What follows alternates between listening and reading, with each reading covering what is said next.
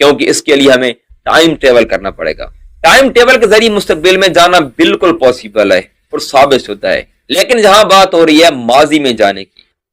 تو کیا ماضی میں جانا ممکن ہے؟ ٹائم ٹریول کر کے ماضی میں جا کر کسی قوم سے ملے تو وہ قومی ریڈیشنز کی وجہ سے ختم ہو گئی. ہماری زمین تقریباً 4.5 ارب سال پہلے بنی تھی اور میگنیٹک فیلڈ زمین کے وجود میں آنے کے تقریباً 300 سے 500 ملین سال، مطلب 30 سے 50 کروڑ سال بعد میں وجود میں آیا. کیونکہ میگنیٹک فیلڈ ہماری زمین کے کور کے اندر موجود پگھلے ہوئے لوہے کی حرکت اور روٹیشن کی وجہ سے وجود میں آیا ہے. اور اوزون لیئر میگنیٹک فیلڈ کی بعد وجود میں آئی ہے، جس کی ڈیٹیل میں نہیں جانا چاہتا کیونکہ وہ ایک الگ ٹاپک ہے. تو سوال یہ ہے کہ زمین کے وجود میں آنے اور میگنیٹک فیلڈ کے وجود میں آنے کے بیچ کے عرصہ میں کیا زمین پر زندگی ممکن ہو سکتی ہے؟ اگر ہاں تو کس صورت میں؟ اس کا سادہ سا جواب ہے کیونکہ اوزون لیئر اور میگنیٹک فیلڈ سورج سے نکلنے والی الٹرا وائلٹ شعاؤں اور سولر وینڈز، مطلب وہ چارج پارٹیکلز، پروٹون، الیکٹرون وغیرہ جو سورج پھینکتا رہتا ہے، اس کو روکتی ہے.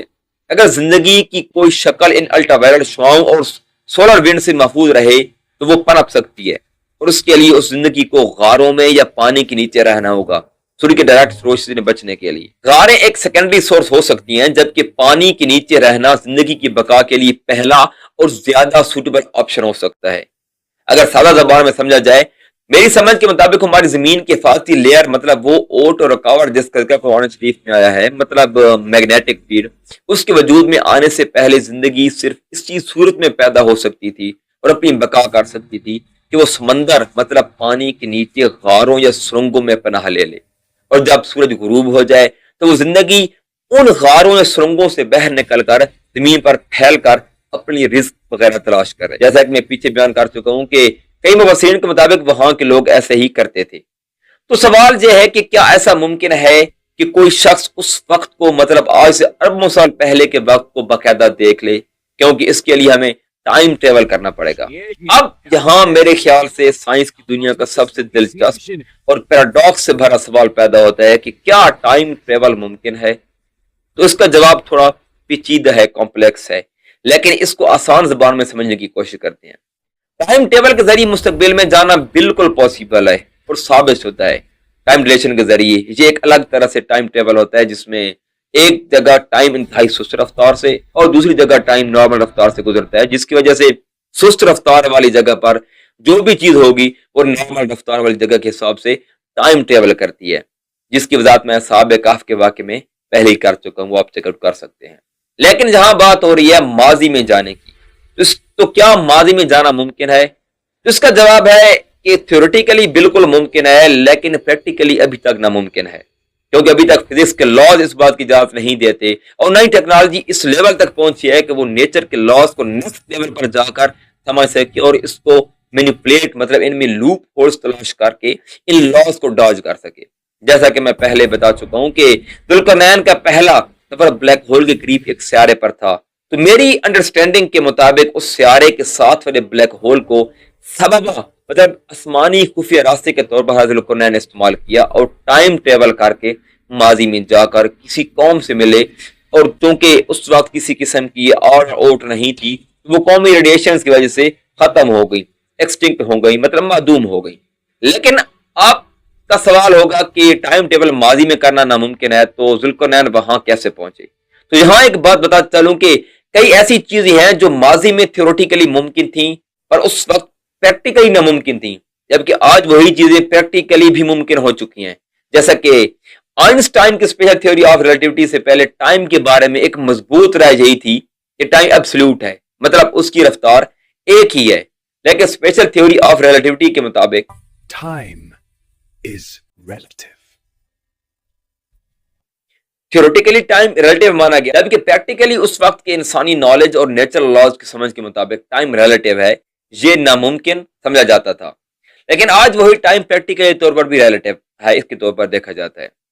اسی لیے سیٹلائٹس پر ٹائم کو درست کیا جاتا ہے، کیونکہ سیٹلائٹ زمین سے زیادہ بلندی پر ہوتے ہیں، جس کی وجہ سے ان پر گریوٹی کا اثر کم ہوتا ہے، اور اسی وجہ سے ان کا ٹائم زمین کے ٹائم کی نسبت تیزی سے چلتا ہے، جس کی وجہ سے ان کی گھڑیوں کا ٹائم یا ان کی فریکوینسی کو آہستہ سیٹ کیا جاتا ہے تاکہ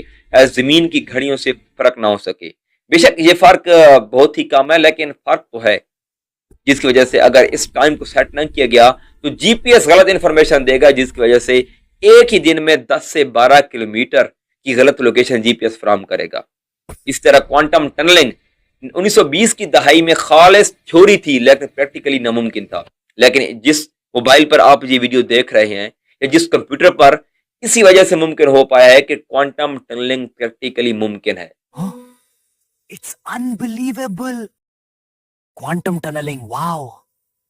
اگر کوانٹم ٹنلنگ پریکٹیکلی ممکن نہ ہوتی، صرف تھیوری ہوتی، تو موبائل فون اور کمپیوٹر کام نہ کرتے۔ اس طرح کی کئی اور مثالیں دی جا سکتی ہیں، لیکن یہ ساری بات کرنے کا مقصد یہ ہے کہ سائنس ہمیشہ ایوالو ہوتی رہتی ہے۔ مطلب جو انفارمیشن یا ٹیکنالوجی ہمارے پاس موجود ہے، یا جس حد تک ہم نیچرل لاز کو سمجھ پائے ہیں، ہو سکتا ہے کہ ہم ان لاز کو پوری طرح سمجھ ہی نہ پائے ہوں، اور مستقبل میں جب ان نیچرل لاز کو گہرائی سے سمجھ پائیں گے تو یہ ممکن ہو جائے گا کہ بلیک ہول کے اندر داخل بھی ہوا جا سکے اور وہاں سے ٹائم ٹیبل کر کے ماضی کو بھی اپروچ کیا جا سکے۔ ویسے بھی بلیک ہول کی حقیقت سائنس کی دنیا میں سب سے گہری اور سب سے زیادہ انفولڈ، مطلب غیر سلجھی حقیقتوں میں سے ایک حقیقت ہے، اور بلیک ہول ایک ایسی مسٹری ہے جس کا اشارہ قرآن میں موجود ہے، اور اس کی قسم بھی کھائی گئی ہے۔ اس پہ میں انشاءاللہ الگ سے بات کروں گا۔ اگر ہم حضرت ذوالقرنین کو اللہ کا ولی اور ایک نیک بادشاہ مانتے ہیں تو ان کے سفروں کی وضاحت دینی پڑے گی، اور اگر ہم انہیں ایک نبی مان کر چلیں تو یہ وضاحتیں ممکن ہو سکتی ہیں، لیکن دینا ضروری نہیں، کیونکہ یہ ہم سبھی جانتے ہیں کہ انبیاء کے معجزات نیچرل لاز کے پابند نہیں ہوتے، اور وہ فزکس لاز کے بیانڈ ہوتے ہیں، مطلب وہ ان لاز سے اوپر ہوتے ہیں، لیکن یہ کبھی کبھار ہی ہوتا ہے، نہ کہ جس وقت وہ نبی چاہیں، جیسے کہ عیسیٰ علیہ السلام کا مردوں کو زندہ کرنا، ہمارے نبی کا آسمان میں سفر کرنا، حضرت موسیٰ علیہ السلام کے ڈنڈے کا سانپ بن جانا وغیرہ۔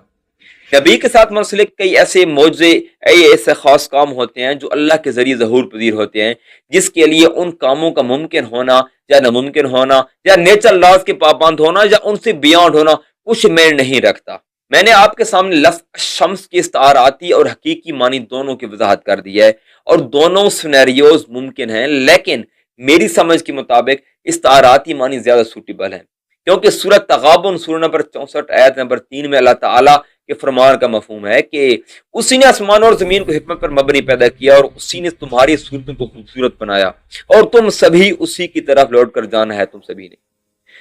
اگر آپ اس آیت پر غور کریں تو کچھ ایسے اشارے ملتے ہیں جو یہ ظاہر کرتے ہیں کہ اس زمین کی بناوٹ میں بڑی حکمت شامل ہے۔ آیت مبارکہ میں لفظ حق استعمال ہوا ہے۔ حق کے مشہور معنی کے علاوہ اس کا ایک معنی کسی بھی چیز کا اپنی درست جگہ پر ہونا، آرڈر میں ہونا مراد لیا جا سکتا ہے۔ اگر آسان زبان میں سمجھا جائے تو ہر چیز جس مقصد کے لیے بنائی گئی ہے اس مقصد کو پورا کر رہی ہے۔ تو زمین کا مقصد زندگی کو پیدا کرنا اور اس کو بقا میسر کرنا ہے، تو اس کے لیے ہماری زمین ایک بیلنس میں ہے کہ جس میں زندگی پیدا بھی ہو رہی ہے اور پنپ بھی رہی ہے۔ جہاں تک انسانی علم پہنچا ہے، زمین ہی وہ واحد سیارہ ہے جہاں زندگی موجود ہے، یعنی زمین کی بناوٹ ایک انٹیلیجنٹ ڈیزائن ہے، مطلب ایک خاص حکمت سے بیلنس کی گئی ہے جو کہ ہمیں کاسمک ریڈیشن سے محفوظ رکھتی ہے، اور زمین پر موجود زندگی کی بقا اسی میں ہے، اور انسانوں کی شکلوں کا خوبصورت ہونا یہ بھی ظاہر کرتا ہے کہ اگر زمین کے ارد گرد کوئی سدرہ یعنی اوٹ یا پردہ نہ ہوتا تو انسانوں کی شکلیں بھی میوٹیشنز کی وجہ سے بدل جاتی، اور یہی وجہ ہے کہ یہ زیادہ ممکن ہے کہ حضرت ذوالقرنین کا دوسرا سفر کسی اور سیارے پر ہوا ہوگا جس کا میگنیٹک فیلڈ نہیں ہوگا۔ حقیقی علم صرف اللہ تعالیٰ کے پاس ہی ہے، ہم صرف قیاس ہی کر سکتے ہیں۔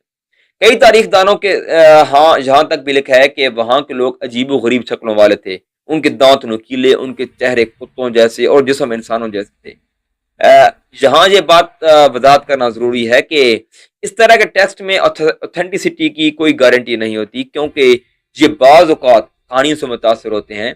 بہرحال اوتھینٹسٹی کے لیے قرآن اور حدیث موجود ہے، اور قرآن اور حدیث میں کوئی ایسی چیز نہیں ملتی کہ جس کی بنا پر ہم کنفرم یہ کہہ سکیں کہ وہاں کے لوگوں کی شکلیں کیسی تھیں، کیا واقعی جانوروں جیسے تھے یا پھر نہیں۔ اس کے بعد شروع ہوتا ہے ذوالقرنین کا تیسرا سفر، اور یہ تیسرا سفر اتنا مشہور ہے کہ باقی کے دو سفروں کے بارے میں زیادہ تر لوگ نہیں جانتے، لیکن تیسرا سفر تقریباً ہر شخص کی زبان پہ ہے، اور اس تیسرے سفر میں وہ ایک ایسی جگہ پہنچتے ہیں کہ جہاں کے لوگ انہیں یاجوج اور ماجوج کا راستہ روک